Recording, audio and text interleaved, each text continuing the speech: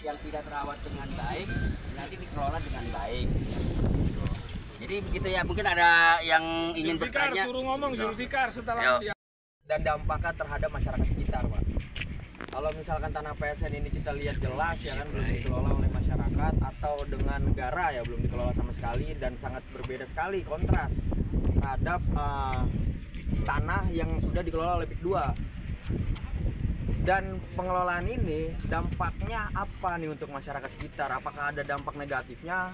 Apakah ada dampak baiknya? Itu coba saya ingin tahu kondisi di lapangan hari ini gitu, Pak. Oke, jadi tujuan daripada pemerintah. Iya. Tapi secara administrasi namanya PSN Tangerang atau PSN PIK? PSN PIK. Namanya secara administrasi itu namanya PSN PIK. Tapi kan kalau untuk penempatan aja kan lokasinya iya. itu karena Tangerang ya. Betul. Kan? Nah, biaya pengelolaan ini ditanggung oleh swasta. Jadi PIK itu sebenarnya kalau hitung-hitungan bisnis dengan mengelola tanah yang kayak begini loh Mas bentuknya, itu kalau hitung-hitungan bisnis itu rugi. Kenapa? Karena dia nggak boleh bangun perumahan di sini. Jadi di tanah PSN ini perlu dicatat ya, nggak boleh bangun perumahan seperti di proyek PIK.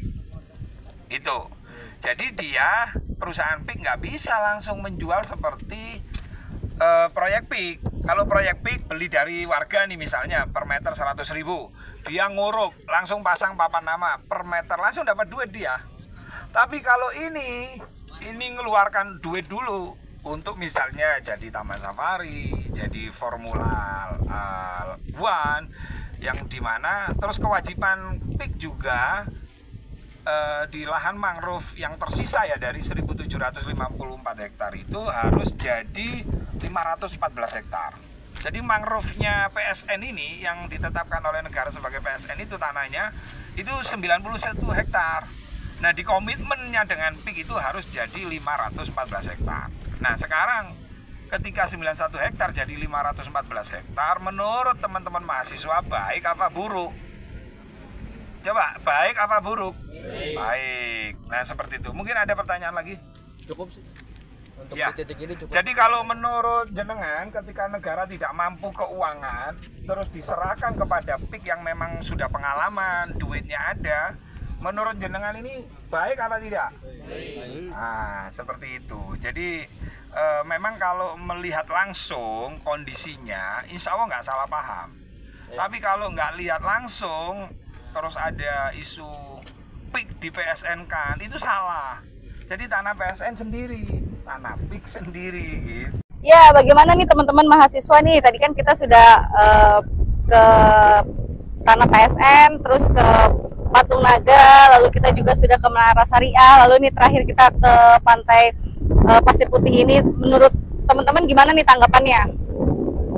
Baik, kalau misalkan kita melihat proses pembangunan terjadi di sini, ini merupakan langkah positif ya, langkah positif yang memang daripada tanah PSN itu terbengkalai, tidak ada yang mengelola, lebih baik memang harusnya dikelola dengan baik sehingga menciptakan pertumbuhan perekonomian yang baru, menyerap banyak tenaga kerja di sini. Kemudian banyak sekali pembangunan yang memang sudah dibangun di sini, termasuk Menara Syariah tadi yang udah kita kunjungi, dan itu tentu menghempas isu-isu yang tidak benar terkait tidak adanya masjid dan sebagainya. Padahal di sini banyak ada total 20 lebih pembangunan masjid dan musola. Kemudian untuk yang tadi kita makan siang di Patung Naga, itu merupakan bentuk toleransi umat beragama. Merupakan bentuk toleransi umat beragama. Semua umat beragama berhak untuk menikmati keindahan yang ada di Pantai Indah Kapuk ini. Ya, jadi menurut teman-teman setuju nggak kalau semisal PSN ini tetap dilanjutkan? Tentu kami setuju kalau misalkan akan menimbulkan efek positif, dan tentu kami akan memantau pembangunan yang terjadi di sini sehingga tidak memunculkan kemudaratan bagi masyarakat sekitar. Oke, terima kasih ya teman-teman. Selamat siang. Siang.